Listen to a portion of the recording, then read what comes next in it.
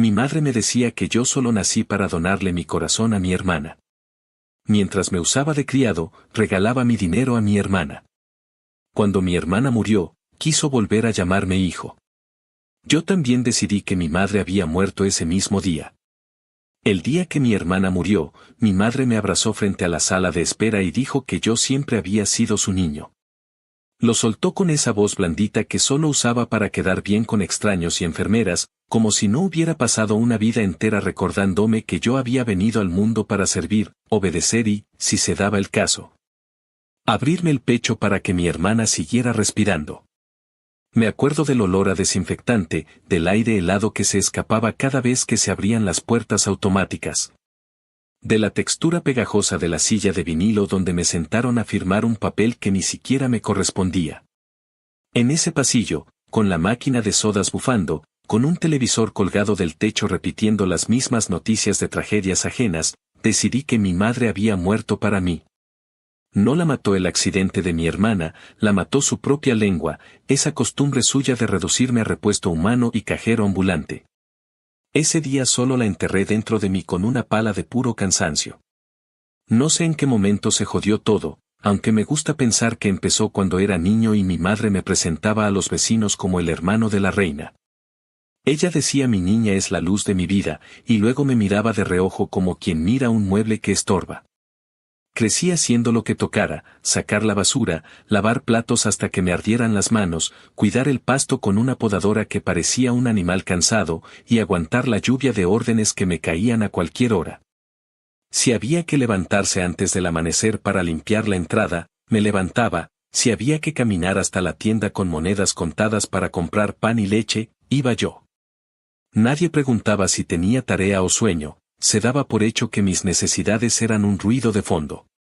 Teníamos una casa chiquita, con paredes que dejaban escuchar cualquier pelea, y a mí me tocó el sótano con olor a humedad, el colchón que alguien dejó tirado detrás de un edificio. La ventana alta por donde apenas entraba un chorro de luz pálida. Cuando digo que era el sótano no lo digo como metáfora. Era el sótano, con el boiler tosiendo, con las tuberías riéndose de mí cada madrugada. A veces la escuchaba hablar con mis tías en la cocina, con la televisión prendida bajito, y creía que no me oían desde las escaleras. Mi madre decía que mi hermana era especial, que había venido con estrella, que merecía todo lo bueno, y que yo estaba ahí por si algún día hacía falta. No lo decía con vergüenza, lo decía con esa seguridad asquerosa de la gente que ya decidió que otra persona no siente. Si a la niña le falla algo, él la salva, así lo soltaba, como quien comenta que el auto tiene llanta de repuesto.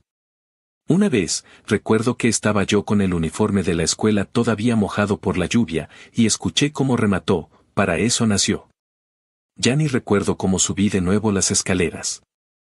Solo sé que me tragué el llanto porque llorar en esa casa era como dejar un vaso de cristal en la punta de la mesa. Tarde o temprano alguien lo empujaba para disfrutar el ruido al romperse. Con los años aprendí que mi madre tenía un talento para la humillación pública disfrazada de chiste. En reuniones familiares contaba que yo era el responsable, y lo decía cargándome con bolsas, encargos, cuentas. Si mi hermana necesitaba algo, yo debía ir. Si mi hermana quería algo, yo debía pagar. Mi primer trabajo fue en una cafetería con mesas pegajosas y clientes que dejaban propinas como migajas. Yo volvía a casa con los zapatos oliendo a grasa y café viejo, y mi madre me esperaba en la sala con la mano extendida. Se llevaba el sobre de pago con la misma naturalidad con la que alguien recoge su correspondencia. La niña necesita libros, la niña va a la universidad, la niña no puede estar preocupándose por el dinero, así me cantaba. Y si yo intentaba decir cualquier cosa me salía con el cuento de que los hombres de verdad sostienen a su familia. Para cuando se calmaba, ya había contado cada billete y metido casi todo en un sobre con el nombre de mi hermana escrito con marcador. Yo me quedaba con lo justo para el bus y para algún sándwich de máquina. A mí me tocaba el luego vemos. Con el luego vemos se me fueron años. Mi hermana, no quiero convertirla en villana porque la verdad es más jodida. No era cruel a propósito. Era cómoda, suave, alguien que se acostumbró a que el mundo se arreglara cuando chasqueaba los dedos, porque cada vez que lloraba un poco mi madre entraba como un huracán a barrer obstáculos. Tenía una risa linda y una forma de mirar por encima del hombro que aprendió sin darse cuenta, y cuando se refería a mí lo hacía como quien habla del chico del mandado. Y sin embargo, tenía también ese brillo en los ojos cuando íbamos los tres a cualquier lugar y yo cargaba las bolsas, me lanzaba media sonrisa y decía que algún día me invitaría una hamburguesa con queso extra. Como si eso equilibrara la balanza. Una vez, cuando éramos más chicos, me escuchó repetir una frase de mi madre y me soltó, medio en broma medio en serio, que yo era el repuesto de lujo. Lo dijo riendo, pero la risa se me clavó como vidrio. La noche del accidente me agarró de pie en la cocina, con un vaso de agua en la mano y el celular vibrando como si estuviera vivo. Contesté y escuché la voz de mi madre hecha trizas, no esa voz dulce de fachada, sino el llanto de animal que no entiende la trampa que le puso la vida. Apenas entendí palabras: choque, ambulancia, hospital. Salí sin chaqueta, con las llaves buscando puerta como si fueran manos ciegas, y conduje con el corazón haciendo ruido en la garganta. El hospital olía a miedo y a cloro, y los pasillos parecían más largos de lo normal. Encontré a mi madre con el maquillaje deshecho, los hombros encogidos, agarrada a un vaso de café que no había bebido. Se me colgó del cuello y repitió que yo era su niño, su único niño, su tesoro, como si en esa letanía pudiera borrar décadas. Me llevó al mostrador y quiso que yo hablara, que yo preguntara, que yo firmara, y yo lo hice por inercia, porque todavía me temblaban las manos. Hasta que un médico nos paró con esa calma profesional y explicó que ya no había nada que hacer. No voy a narrar la escena con drama barato. Solo diré que mi madre se fue al suelo como si las piernas fueran mentira y que yo me quedé mirándola con una sensación hueca, sin aire, como cuando uno despierta de golpe de una pesadilla y tarda en recordar dónde está. Luego vino el desfile de llamadas, la gente que aparece de la nada cuando huele tragedia, los familiares que llegan con palabras grandes y ojos que miden culpas. En la capilla del hospital mi madre dijo que Dios se lleva a los mejores y que mi hermana siempre fue un ángel. Incluso ahí, con el pecho destrozado, encontró la forma de subirla a un pedestal y de paso hundirme a mí. Dijo que mi hermana merecía vivir 100 vidas, y que si el cielo hubiera pedido un intercambio, ella habría dado cualquier cosa. Yo escuché eso último y sentí un cansancio viejo, profundo, el mismo cansancio de años de lavadoras a deshoras y sobres arrastrados por la mesa. Pensé que claro, que si el cielo hubiera pedido un intercambio, yo habría sido el primero en la lista, porque eso fue lo que me enseñó desde siempre, que mi cuerpo y mi vida eran materia disponible.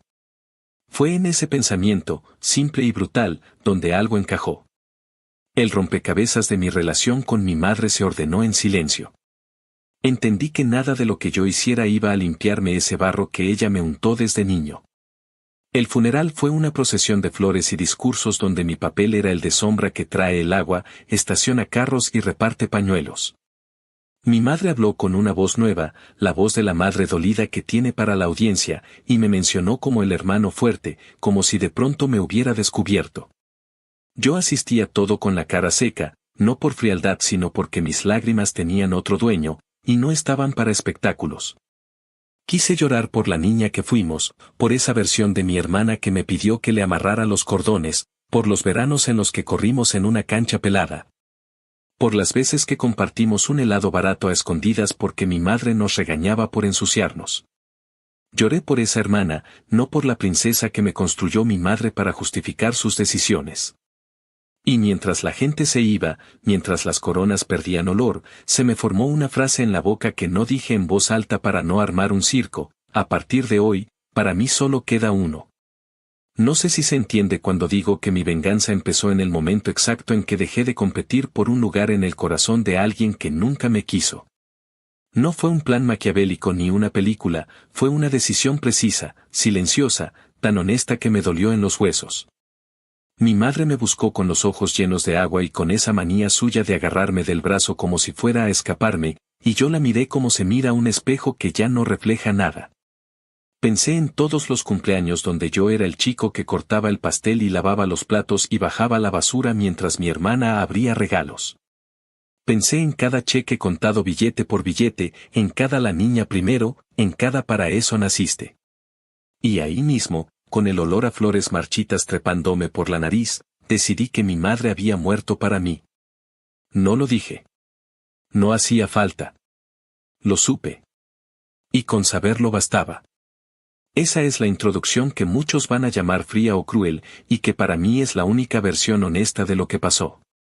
No hay metáfora que atenúe una vida entera de ser el segundo plato. No hay discurso que me haga olvidar que me usaron como herramienta y que me recordaron una y otra vez que yo no era más que el respaldo, el reemplazo, el cuerpo disponible. Lo que viene después no tiene fuegos artificiales, pero tiene lo único que pedí sin saber, distancia. Y desde esa distancia voy a contar cómo fue que, con el paso del tiempo, me fui cobrando cada deuda, una por una, sin gritar, sin golpear mesas, sin buscar aplausos. Porque una cosa es que la tragedia te parta, y otra muy distinta es seguir dándole el martillo a quien siempre te quiso hecho pedazos. Actualización 1. Pasaron unos meses desde el funeral y yo seguía dándole vueltas al mismo pensamiento, no tenía nada que me atara a esa casa ni a esa mujer. Con cada día que pasaba, más claro me quedaba que no podía seguir viviendo bajo el mismo techo donde cada esquina me recordaba lo poco que valía para ella. El colchón húmedo del sótano, el olor a detergente barato que nunca cubría la humedad. El eco de sus gritos bajando por las escaleras para decirme que la niña necesitaba esto o que ya era hora de que me comportara como hombre se me metían en la cabeza como un veneno. Me levantaba sudando, con los puños cerrados, y entendí que lo único que me quedaba era largarme. No con un portazo dramático, sino con la calma de quien sabe que si se queda un día más va a terminar explotando. Junté lo poco que tenía. No eran ahorros, porque esa palabra nunca existió en mi vida. Eran apenas unos billetes que había escondido de propinas y unas monedas que mi madre no alcanzó a quitarme porque ni se molestaba en revisar los bolsillos pequeños. Lo suficiente para un boleto de bus y para pagar la primera semana en un cuarto rentado en otro estado, donde nadie supiera mi nombre. No avisé, no dije adiós, no dejé carta. Solo me levanté una mañana, metí mi ropa en una mochila vieja, me puse la chaqueta más gruesa que encontré y me fui. Mientras el bus se alejaba, miré por la ventana y pensé que probablemente ella ni siquiera se daría cuenta hasta que no hubiera nadie que sacara la basura o limpiara los trastes. Y eso, de alguna manera, me dio risa. El inicio fue duro, no voy a mentir. Conseguí trabajo en construcción porque era lo que había, y me presenté con la misma ropa con la que había viajado. Las manos me dolieron las primeras semanas, los hombros me crujían al final de cada jornada, y dormía como muerto en una cama dura en un cuarto compartido con un desconocido que apenas me dirigía la palabra. Pero aunque el cuerpo se quejara, la cabeza respiraba. Nadie me llamaba a medianoche para que fuera por pastillas porque a mi hermana le dolía la cabeza, nadie me esperaba en la sala con la mano extendida para quedarse con mi salario. Nadie me recordaba que había nacido para servir. Llegaba sucio, agotado, lleno de polvo, y aún así, con toda esa miseria, sentía que era libre por primera vez. El cansancio era mío, las ampollas eran mías, el dinero que contaba al final de la semana era mío, aunque fueran billetes arrugados. Eso era todo lo que necesitaba. A los pocos días de instalarme, mi teléfono empezó a sonar con mensajes de mi madre. Primero eran frases cortas: necesito hablar contigo, ven a casa, eres mi hijo. Después se volvieron párrafos larguísimos, llenos de lágrimas escritas, de estoy sola, de ya no tengo a nadie más. Algunas veces intentaba apelar al deber, decía que yo tenía que estar a su lado porque para eso están los hijos. Yo leía esas palabras en la pantalla y me hervía la sangre, porque eran las mismas que me había repetido toda la vida, pero ahora disfrazadas de súplica. No contesté ninguno. Cada mensaje que ignoraba era como una piedra menos en la mochila que había cargado tantos años. Hubo noches en las que dudé, no voy a negarlo. La culpa se te mete en los huesos aunque sepas que no hiciste nada malo. Escuchaba a mis compañeros de trabajo hablar de sus madres, de las llamadas que les hacían los domingos, de los tamales que les mandaban por correo, y yo me quedaba callado. Pensaba si acaso yo era el malo, si estaba siendo un cabrón por dejarla sola. Pero luego me acordaba de las veces que lloré en silencio en el sótano, de las ocasiones en que quise comprarme un par de zapatos nuevos y terminé viendo cómo ese dinero se lo llevaba mi hermana para irse de fiesta. Me recordaba a mí mismo que nadie me cuidó cuando lo necesité, que lo único que recibí fue indiferencia. Y así, poco a poco, esa culpa se fue deshaciendo, como pintura vieja que se cae a pedazos. A los 6 meses de haberme ido ya podía respirar sin que me doliera el pecho. Tenía una rutina simple: trabajar desde que salía el sol, compartir una cena barata con los compañeros, regresar al cuarto con la espalda molida y dormirme con la satisfacción de que nadie me iba a gritar. Lo que para otros era vida miserable, para mí era lujo. No tenía que bajar la mirada frente a nadie, no tenía que mendigar cariño, no tenía que demostrar nada. Y aunque todavía me despertaba a veces con pesadillas donde escuchaba la voz de mi madre llamándome repuesto, me dormía otra vez con la seguridad de que esa voz ya no tenía poder. Ese fue el verdadero inicio de mi venganza: desaparecer de su mundo, negarle el derecho de seguir chupándome la vida. No fue fácil, pero con cada día que pasaba sabía que había tomado la única decisión que podía salvarme. Actualización 2. Había pasado ya un año desde que crucé la línea y me fui de la casa para siempre. Un año entero de trabajo pesado, de días que empezaban antes de que saliera el sol y terminaban con las manos temblando de cansancio. De noches en las que me quedaba mirando el techo del cuarto rentado escuchando el ruido lejano del tráfico como si fuera un arrullo. A pesar de todo eso, en ese tiempo empecé a sentir algo que no había conocido nunca: calma. No felicidad, ni alegría exagerada, sino calma. Un silencio que no me gritaba al oído que yo no valía nada. Con mis compañeros de obra, aunque no habláramos demasiado, había respeto. Nadie me trataba como un sirviente, nadie me miraba como si estuviera obligado a dar todo sin esperar nada a cambio. Yo cargaba bloques, mezclaba cemento, me llenaba de polvo y sudor, pero cada cheque que me daban al final de la semana era mío. Con ese dinero pagaba mi renta, compraba mi comida, y hasta me daba el lujo de ahorrar un poco en un frasco de vidrio escondido en el armario. No era mucho, pero era mío, y eso para mí valía más que cualquier cosa. Un día de verano, con el calor pegándose a la piel y la cabeza embotada por el ruido de las máquinas, la vi. Mi madre. No sé cómo me encontró, ni quién le dio mi dirección, pero ahí estaba. Llegó al sitio de construcción con un vestido que alguna vez fue elegante pero que ahora parecía ajado, el pelo desordenado, los ojos hinchados. Me miró como si hubiera encontrado un tesoro perdido y se me acercó con los brazos extendidos. Yo estaba cargando un saco de mezcla y me quedé congelado un instante, sin saber si era real o si mi mente me estaba jugando una mala pasada. La escuché decir mi nombre con esa voz quebrada que usaba cuando quería dar lástima. Sentí las miradas de mis compañeros clavándose en mí, los murmullos, las cejas levantadas. Ella, sin importarle, empezó a hablar fuerte, llorando, contando que yo la había abandonado, que era su único hijo ahora, que estaba enferma, que no tenía a nadie. Era como una obra de teatro para cualquiera que estuviera mirando. Y yo, ahí, con el polvo pegado al cuerpo, escuchándola como quien escucha un eco lejano de un pasado que ya no le pertenece. Me acuerdo que mientras ella hablaba, yo sentía cómo me subía una mezcla de vergüenza y rabia.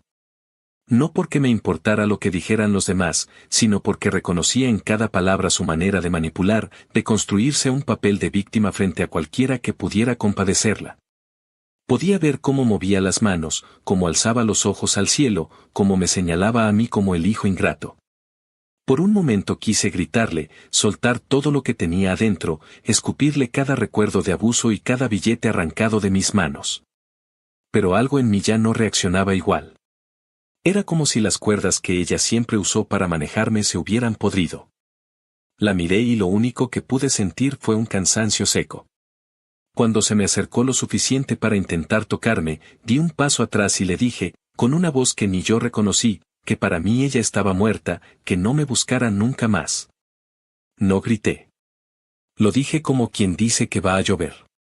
La gente alrededor se quedó en silencio. Ella me miró como si le hubiera arrancado el suelo bajo los pies.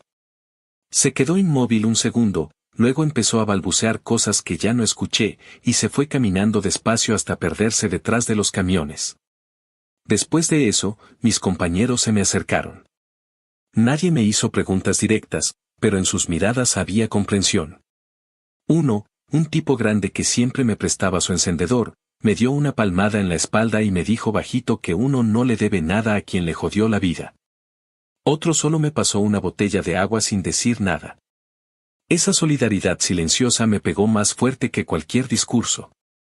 Esa tarde trabajé como un autómata, metiendo las manos en la mezcla, cargando materiales, tratando de que mi cuerpo se moviera mientras mi cabeza daba vueltas. En el descanso, sentado en una sombra improvisada con tablas, pensé en todo lo que había pasado y me di cuenta de que por primera vez no sentía culpa. Ni miedo. Ni la sensación de que iba a pagar por haber dicho no. Solo silencio. Un silencio limpio. Esa noche, al llegar al cuarto, me tiré en la cama sin quitarme los zapatos y me quedé mirando el techo. La imagen de mi madre con los ojos húmedos y las manos extendidas me venía a la mente, pero no me dolía. Era como ver una escena de una película vieja que ya no te importa. Me quedé dormido así, con la ropa llena de polvo, y dormí de un tirón hasta la mañana siguiente. Cuando me levanté, sentí el cuerpo pesado, pero la cabeza ligera. Era como si, después de tantos años, me hubiera quitado un peso del pecho que ni siquiera sabía que seguía cargando. Y supe que ese momento, ese enfrentamiento en medio del ruido y el polvo, había sido un punto sin retorno. Que mi madre ya no podía alcanzarme, ni con sus palabras ni con su culpa. Y en ese pensamiento encontré una especie de paz que nunca había conocido. Actualización 3. Habían pasado 2 años desde aquella escena en la obra, y para entonces mi vida ya había tomado una forma que me resultaba casi irreconocible comparada con la de antes. El cuarto rentado había dejado de ser una guarida improvisada para convertirse en un hogar modesto pero mío. Había aprendido a reparar mis propias cosas, a cocinar con lo que hubiera, a levantarme temprano sin que nadie me gritara desde la cocina, y hasta me compré, con mi propio dinero, un colchón decente y una mesa pequeña donde escribía mis gastos y mis metas. Era una vida sencilla, sin lujos, pero en ella cada cosa tenía mi nombre y no era el eco de un sacrificio forzado. La construcción seguía siendo dura, pero me daba para comer y guardar un poco, y con cada mes que pasaba iba recuperando no solo fuerza en el cuerpo sino algo que nunca tuve de niño, dignidad. Sentía que me estaba reconstruyendo pedazo por pedazo, aunque las cicatrices de la infancia siguieran ahí, invisibles, como tatuajes. Fue en medio de esa rutina, un martes por la tarde después del trabajo, que llegó la carta. Era un sobre blanco con mi nombre escrito en una letra que reconocí al instante, esa caligrafía apretada de mi madre que siempre usaba cuando quería parecer formal. El remitente era una dirección que no me sonaba. Me quedé mirándolo un rato antes de abrirlo, sentado en la mesa, con la ventana abierta dejando entrar el ruido de la calle y el olor de la comida del vecino. No sé por qué, pero sentí un frío en el estómago mientras rompía el papel. Adentro había varias hojas escritas a mano, con párrafos largos y tachaduras aquí y allá. Empezaba con hijo en letras grandes, como si con eso pudiera borrar todo lo anterior. Me decía que estaba enferma, que necesitaba medicinas, que no tenía dinero, que la familia no la ayudaba, que yo era lo único que le quedaba. Decía que lo que pasó con mi hermana la había destrozado, que había aprendido de sus errores, que ahora quería recomponer nuestra relación. Entre línea y línea se notaba la manipulación de siempre, disfrazada de arrepentimiento. Hablaba de obligaciones, de deberes de sangre, de que yo tenía que volver porque la vida es corta y uno no puede estar solo. Leí cada palabra despacio, sintiendo cómo me iba subiendo una mezcla de rabia y cansancio. Era el mismo guión de siempre, solo que ahora ella ya no tenía a mi hermana para justificarlo. Ya no era la niña necesita esto, ahora era yo necesito aquello. Era la misma mano extendida de toda la vida, solo que esta vez pintada de víctima enferma. Me imaginé la escena de ella escribiendo la carta, con esa voz suya ensayando frases que sonarían a sacrificio, convencida de que yo iba a caer otra vez en su red, que iba a correr a salvarla. Pero algo en mí ya no reaccionaba igual. Ya no era el adolescente asustado que trabajaba para comprarle libros a su hermana. Era un hombre que había aprendido a levantarse solo, a respirar sin permiso, a dormir sin sobresaltos. No contesté. No la llamé. No le devolví la carta. La doblé con cuidado y la metí en un cajón donde guardaba papeles viejos. Después la saqué, la rompí en pedazos pequeños y la tiré al bote de basura. Mientras los pedazos caían, sentí una calma rara, como si estuviera cerrando una puerta que ella seguía intentando forzar. Me quedé un rato mirando el bote, escuchando el sonido lejano de un televisor de algún vecino, y entendí que esa era mi respuesta. El silencio. No darle ni un minuto más, ni un centavo más, ni una palabra más. Esa noche me acosté y, como me pasaba a veces, la culpa intentó colarse. Me pregunté si estaba siendo cruel, si la enfermedad era real, si me iba a arrepentir cuando fuera demasiado tarde. Pero cada vez que asomaba esa duda, se me venían a la cabeza los años del sótano, los sobres de dinero, las frases que me repitió desde niño. Me acordé de los inviernos en los que me dejaba con zapatos rotos mientras mi hermana estrenaba chaquetas, de las veces que me gritó que yo estaba ahí para servir, de las veces que me hizo sentir invisible. Y entonces la culpa se fue diluyendo.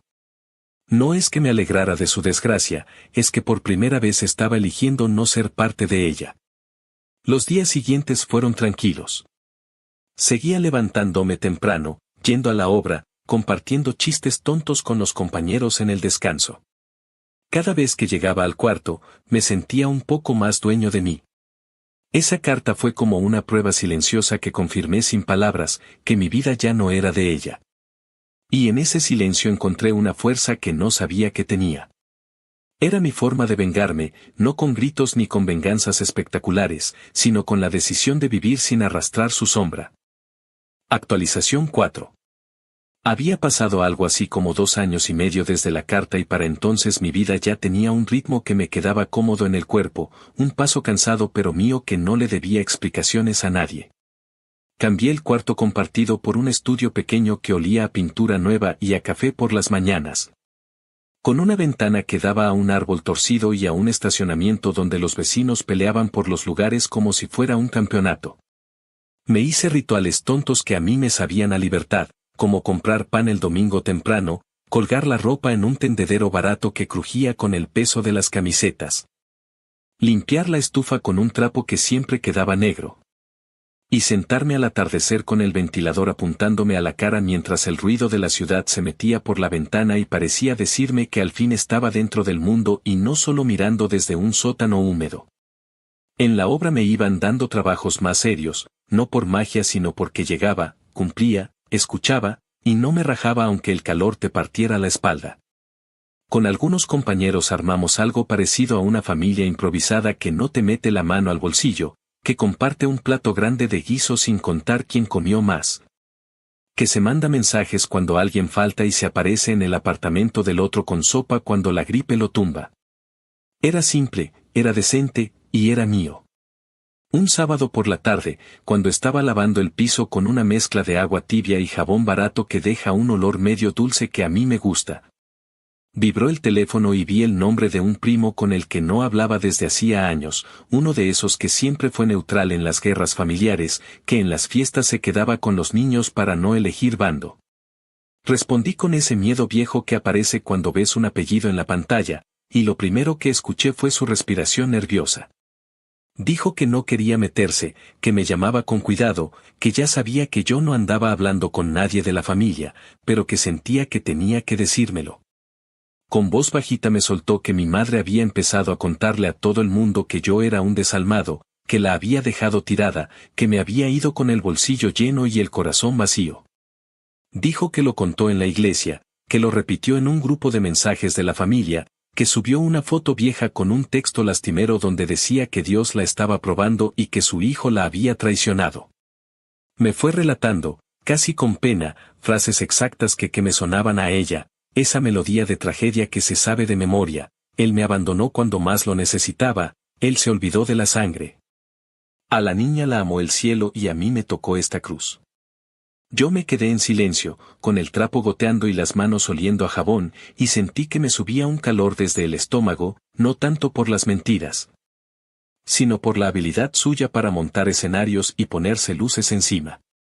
Era su especialidad desde siempre, solo que esta vez me agarraba ya sin cuerdas en el cuello. Mi primo siguió hablando y me dijo que lo peor no eran sus palabras sino el coro de tías y tíos que empezaron a repetirlo sin respirar, como si hubieran estado esperando una excusa para llamarme monstruo. Me contó que en el grupo familiar una tía de las más beatas escribió un párrafo entero pegando versículos para decir que yo estaba en pecado por abandonar a mi madre, que otro tío, uno que jamás se enteró de una cuenta pagada por mí ni de una madrugada trabajando por orden de ella, se puso gallito y dijo que si me veía me iba a decir mis verdades. Me explicó que algunos primos se quedaron callados por miedo a desatar pelea, y que solo un par se atrevieron a escribir que lo justo sería escuchar mi versión. A lo que mi madre respondió con esa frase suya de no quiero problemas, solo quiero que mi hijo me devuelva el cariño. Era un teatro del carajo y yo, desde mi estudio con el piso medio mojado, lo miraba con la misma sensación de siempre. Esa mezcla de rabia y desgano que te da cuando alguien intenta marearte con el mismo truco de toda la vida. Le di las gracias a mi primo por avisar, y él, como si hubiera estado esperando esa puerta abierta, se quedó un rato más en la línea.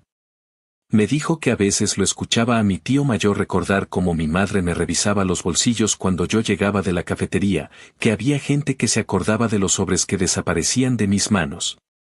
Que más de uno sabía del sótano y del colchón maloliente y de las órdenes a gritos, solo que nunca dijeron nada porque cada casa tiene su infierno y nadie quiere entrar en el del vecino. Me confesó que a él le daba vergüenza no haberme dicho nada antes, que de joven se reía con los chistes de mi madre a mi costa porque así funcionaba el grupo y porque era más fácil reír que preguntar si a mí me dolía. Yo escuché todo eso con el cuerpo tenso y, por primera vez en mucho tiempo, sin resentimiento hacia él. Me cayó como un trago de agua fría la simpleza con la que cerró el tema, diciéndome que no le debía nada a nadie, que a veces la única manera de no repetir la cadena es romperla a patadas y salir corriendo sin mirar atrás. Colgué y me quedé con el celular en la mano un rato largo, mirando mi reflejo en la pantalla apagada, con el piso ya seco y el ventilador zumbando. A la mañana siguiente llegaron los primeros mensajes directos, como si se hubiera abierto una compuerta. Una tía que no veía desde hacía una eternidad me dejó un audio llorando y diciendo que yo era su muchacho. Que mi madre la estaba pasando mal, que en la vida no todo es orgullo. Otro tío me escribió con tono de patrón que tenía que presentarme en la casa para hablar como hombre. Que él no iba a permitir que una mujer de la familia sufriera por culpa de un chamaco malagradecido. Una prima que nunca me dio los buenos días me mandó un texto larguísimo hablándome de la importancia del perdón y la familia, cerrando con esa mierda de madre solo hay una. Me fui a trabajar ese día con los bolsillos vibrando, ignorando cada intento de jalarme de vuelta a ese circo, y cuando los leí en la hora del descanso me di cuenta de que eran calcados. Como si hubieran copiado el mismo guión que mi madre estaba repartiendo a diestra y siniestra. Pensé si valía la pena escribir una sola respuesta enorme y ponerla en el grupo para que se enteraran de todo, para contar con lujo de detalle cada noche que pasé con hambre mientras ella contaba billetes para la princesa. Cada vez que quise comprarme una chaqueta para el frío y terminé con los dedos entumidos porque la niña tiene prioridad, cada madrugada en la que me despertó para mandarme por pastillas. Cada visita a la escuela en la que ni me acompañó porque estaba muy ocupada planchándole el vestido a mi hermana para su presentación. Imaginé el párrafo, lo redacté en la cabeza 1000 veces, con todos los huevos del mundo, directo, sin pity party, con la verdad al cuello como un collar de cuchillos. Pero mientras lo pensaba me cayó una certeza que me recorrió de arriba a abajo, yo no les debo mi historia a esa gente. No tengo por qué convertir mi vida en espectáculo para convencer a nadie de que no soy el villano de un cuento que les vendieron con descuento. Mi venganza, la única que me sirve, es negarle audiencia a mi madre. Sin público, su tragedia se le queda en los dientes. En lugar de soltar el discurso, escribí solo a mi primo para darle las gracias, le dije que valoraba que me hubiera llamado, que me habían servido sus palabras más de lo que él creía. Y que por favor no se metiera a defenderme en el grupo porque lo iban a hacer pedazos y yo no quería cargar con esa sangre. Después agarré el teléfono y fui borrando nombres, bloqueando números, silenciando grupos. Me temblaron un poco las manos, no de miedo sino de esa adrenalina que te agarra cuando haces algo definitivo. Me dije a mí mismo que no estaba huyendo, que estaba eligiendo. Que toda mi vida había corrido detrás de gente que no me quería bien y que ya era hora de correr en sentido contrario.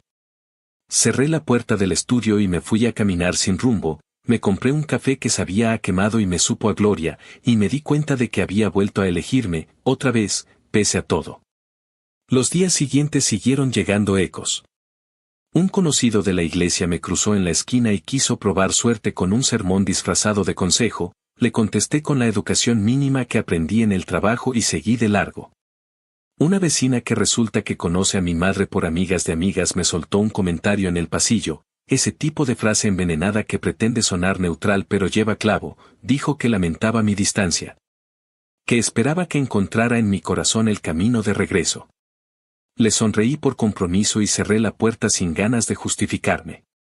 En la obra, cuando me vieron de mala leche más de un día seguido, uno de los muchachos me invitó un plato de comida y me dijo que no hacía falta hablar. Que él había sobrevivido a una madre parecida y que a veces la mejor respuesta es la espalda. Esa noche, de vuelta en casa, saqué del armario el frasco donde guardaba mis ahorros, lo puse sobre la mesa y lo abrí. El sonido de las monedas y los billetes arrugados me aterrizó en el presente. Aquello era real. Mis manos eran reales. Mi vida, carajo, también lo era. Lo más raro de todo ese vendaval fue darme cuenta de que la validación que nunca tuve llegó por una rendija inesperada. No fue una disculpa de mi madre, porque esa no va a llegar ni en sueños, no fue un discurso de un tío arrepentido pidiéndome perdón por años de mirar a un lado. Fue la voz tranquila de mi primo diciéndome que ya no tenía que demostrarle nada a nadie. Esa frase me cortó cadenas que ni sabía que seguían amarradas. Me permitió mirar atrás sin ahogarme y mirar adelante sin que la culpa me mordiera el talón. Y con ese permiso, que no pedí pero agradecí, me propuse algo sencillo y feroz, no dejar que el ruido de la familia se me meta en el estudio, no permitir que sus manos largas crucen mi puerta. No entregarles ni un minuto de mis días. Si la vida es una suma de decisiones pequeñas, yo estaba decidido a elegir lo que me mantiene en pie, a plantar mis 2 pies en el suelo de este apartamento barato que me salvó la vida, y a repetir en mi cabeza, tantas veces como hiciera falta, que a veces la única venganza que funciona es el silencio que desarma al abusador. Y con ese silencio bien puesto, con el cuerpo molido pero el pecho limpio, me fui a dormir, y por primera vez en muchas semanas soñé con nada, que es la manera más honesta que tiene la paz de presentarse. Actualización final. Habían pasado alrededor de 3 años desde aquel primer portazo silencioso que fue irme, y 2 largos desde que la vi irrumpir en mi trabajo como si el mundo le debiera focos y aplausos. Para entonces yo ya tenía otra vida, no perfecta, no brillante, pero mía hasta la última pelusa debajo del sofá. El estudio olía por las mañanas a café recién molido y a pan tostado, por las tardes a salsa de tomate con ajo barato, y por las noches a limpiador de pisos que me dejaba la conciencia tranquila. Había aprendido a cambiar un apagador sin electrocutarme, a arreglar una fuga con cinta y paciencia, a llevar mis cuentas en un cuaderno con hojas manchadas de grasa donde, más que números, lo que veía era prueba de que cada billete me lo había ganado con la espalda. Empecé a dormir sin sobresaltos, a despertar sin escuchar mi nombre como sinónimo de tráeme esto, a llegar de la obra con la ropa empapada de sudor y sentir, detrás del cansancio, un orgullo testarudo que nunca antes conocí.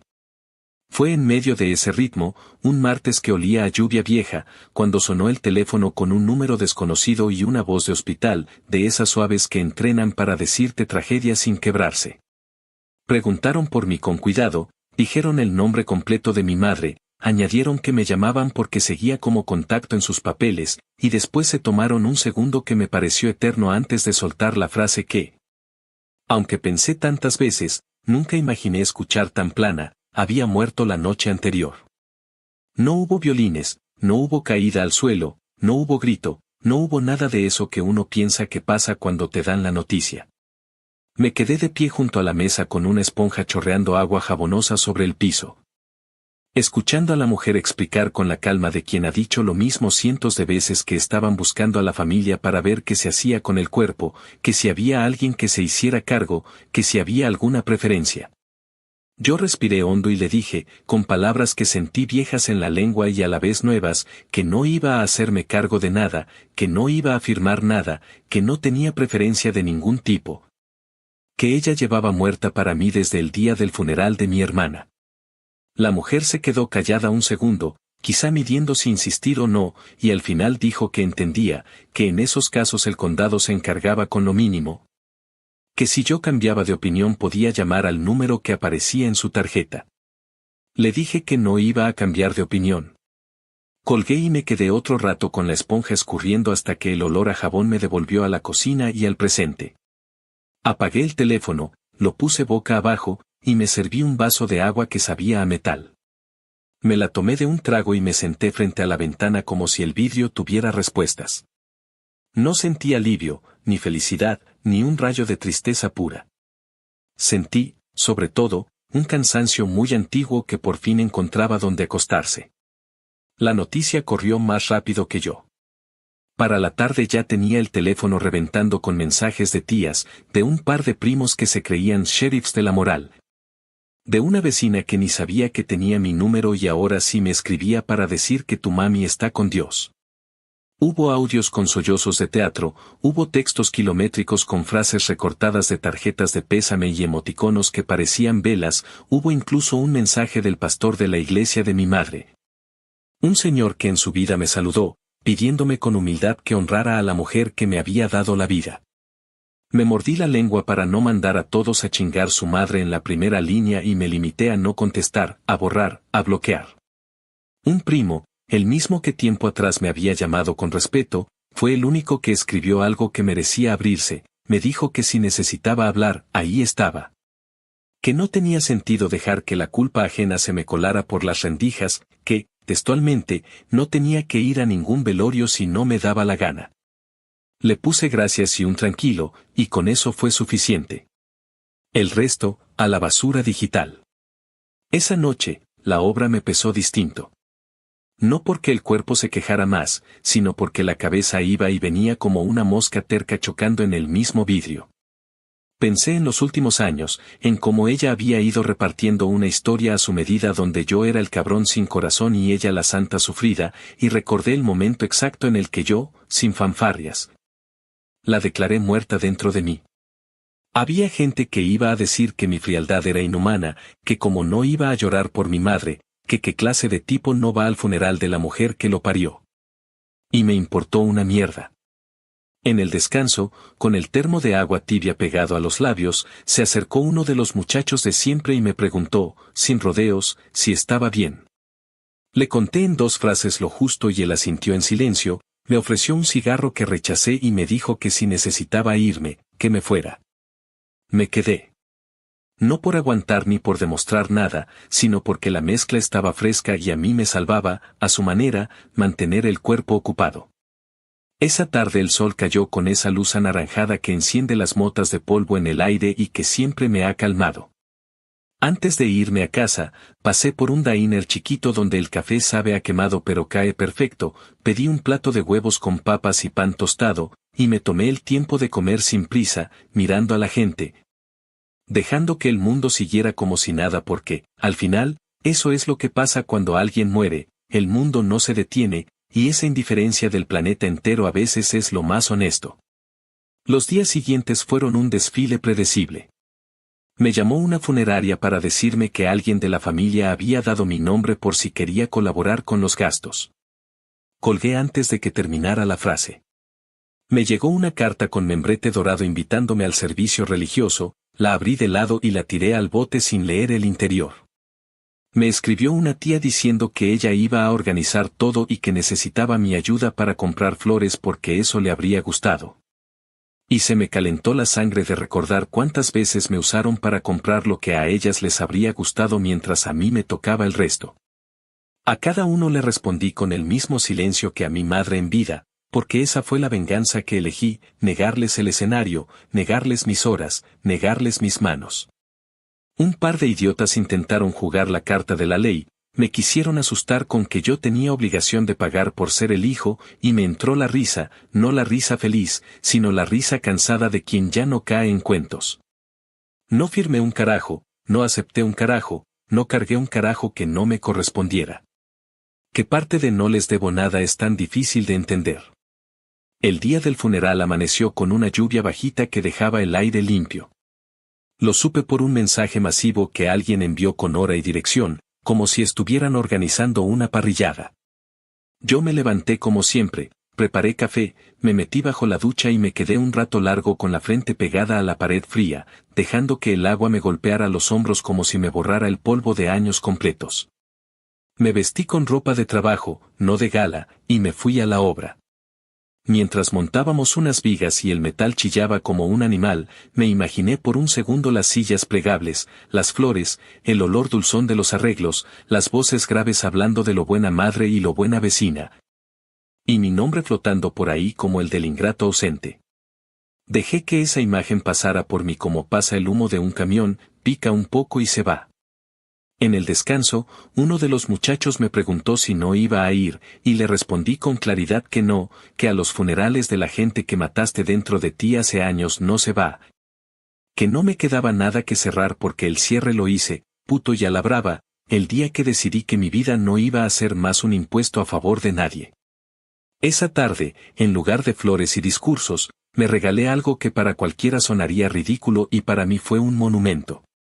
Fui a una tienda de segunda y compré una lámpara de pie que desde hacía semanas me guiñaba desde una esquina, una de esas altas, medio coja, con pantalla de tela manchada que a mí me pareció hermosa.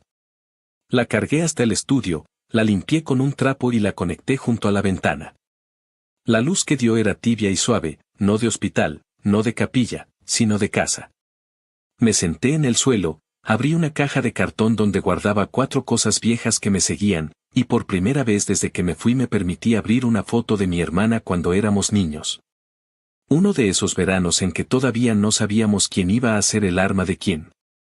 En la foto teníamos helado chorreando en la mano, la boca sucia y los ojos brillando. Me quedé mirándola mucho rato y, por extraño que suene, a ella sí la lloré, no como princesa de escaparate, sino como la niña que se rió conmigo antes de que todo se torciera. La doblé con cuidado y la metí entre las páginas de un libro. No guardé ninguna foto de mi madre. No por odio puro, sino por higiene del alma. No necesitaba su cara dando vueltas como fantasma en mi sala. A la caja le di salida sin rituales, la bajé al contenedor del edificio y me fui con las manos vacías y ligeras.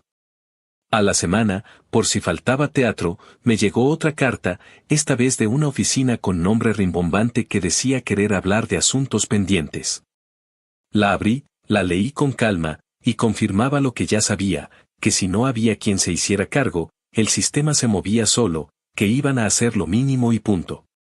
Me alegró el lenguaje frío, esa manera impersonal de informarte que, por fin, allí donde mi madre reinaba a punta de berrinche, su poder no alcanzaba. No la convertían en mártir ni en villana, apenas en un caso más. Llamé solo para una cosa, pedí que quitaran mi número de cualquier archivo como contacto principal. La chica del teléfono dijo claro, lo actualizo.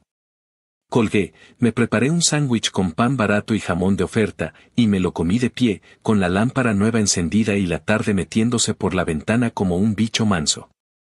Los familiares no tardaron en escupir la última ronda. Hubo un mensaje de voz donde una tía me llamó basura con voz de misa, y otro donde un primo me exigió que diera la cara como hombre. Respondí como me enseñó la vida a la mala, con la puerta cerrada. A uno lo bloqueé, a la otra también, y a los pocos que se quedaron a una distancia decente les agradecí la prudencia. Me llegó, para rematar, un chisme de que en el funeral alguien hizo mención de que yo no pude con el remordimiento y por eso no me presenté, y me carcajeé solo en la cocina, porque si algo me sobró ese día, fue precisamente lo contrario al remordimiento. Si hubiera querido sumar puntos con el público, habría ido, habría llorado 2 lágrimas medidas, habría hecho el papel. Pero yo no nací para ser actor de nadie. Nací, aunque a algunos les reviente, para vivir una vida sin dueño.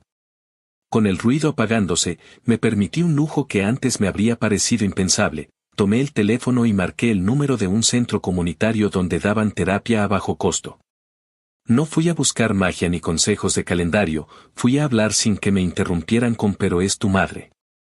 La primera vez me costó soltar la lengua, me dolió el cuello de sostener tanta piedra. La segunda ya pude decir con todas sus letras que me usaron, que me criaron para ser herramienta, que me programaron para sentir culpa cada vez que elegía algo que me hiciera bien. La tercera vez respiré distinto. No voy a romantizarlo ni convertirlo en película, solo diré que me ayudó a poner nombres y, más que nada, a dejar de necesitarlos. Salía de esas sesiones con la cara limpia, caminaba unas cuadras oyendo el ruido de la ciudad y regresaba a la obra menos cargado. La gente suele pensar que la venganza es fuego y grito, que hay que quemar algo para que valga. Para mí la venganza fue esto, acostarme un miércoles cualquiera sin esperar una llamada para ir a apagar un incendio ajeno, levantarme un jueves sin la puta voz en la cabeza diciendo para eso naciste. Comprar la lámpara chueca y ponerla a mi lado como bandera de territorio recuperado. El cierre, si es que esa palabra existe, me llegó sin ceremonia una noche de domingo. Tenía el piso recién trapeado, la ropa doblada en una silla, el ruido lejano de un partido colándose por la ventana del vecino y un olor a sopa que hice con lo que había en el refri. Me senté con el cuenco caliente en las manos y pensé que, de todas las cosas que imaginé cuando era niño en el sótano, nunca me vi comiendo tranquilo en un lugar que yo pagaba, con luz propia y silencio propio. Pensé en mi hermana como en esa foto escondida en el libro, pensé en mi primo que me llamó 2 veces en momentos clave, pensé en mis compañeros que me hicieron hueco en su mesa sin pedirme el pedigrí. Y pensé en mi madre como en un ruido lejano, una tormenta que ya pasó y dejó el aire limpio. No necesité prender velas, no necesité cartas, no necesité pedir perdón. Me bastó con reconocer que el día que murió mi hermana fue el día que enterré a mi madre en mí, y que todo lo que vino después fue sostener esa decisión aunque el mundo me rozara con culpa. Si alguien quiere llamarlo frialdad, que lo haga. Yo lo llamo instinto de supervivencia con todas sus letras, y me vale un carajo la aprobación de quienes confunden amor con servidumbre. Terminé la sopa, lavé el plato, apagué la luz de la cocina y dejé solo encendida la lámpara nueva. Me acosté en la cama con las piernas pesadas de la semana y la cabeza sorpresivamente ligera. Afuera alguien discutía por un espacio de estacionamiento y por un segundo me pregunté si algún día pelearía por cosas tan simples. Cerré los ojos y el sueño llegó sin avisar, sin pesadillas recicladas, sin voces reclamándome lo no dado. Al día siguiente volvería a la obra, me mancharía de tierra, guardaría un puñado de billetes arrugados en el frasco, y tal vez, si me sobraba ánimo, invitaría a uno de los muchachos a un plato de comida. No suena a gran cosa, pero para mí es lo más cercano que he tenido a la paz. Esa es toda la venganza que me interesaba, un día normal que nadie me puede quitar. Y si a alguna tía le parece poco, que se joda. Yo, por fin, me elegí. Y pienso seguir haciéndolo, día tras día, aunque no haya aplausos, aunque el mundo no lo entienda, aunque mi historia no quepa en sus rezos. Porque a veces la única forma de ganar es no volver a jugar el mismo juego de mierda. Y yo ya no juego.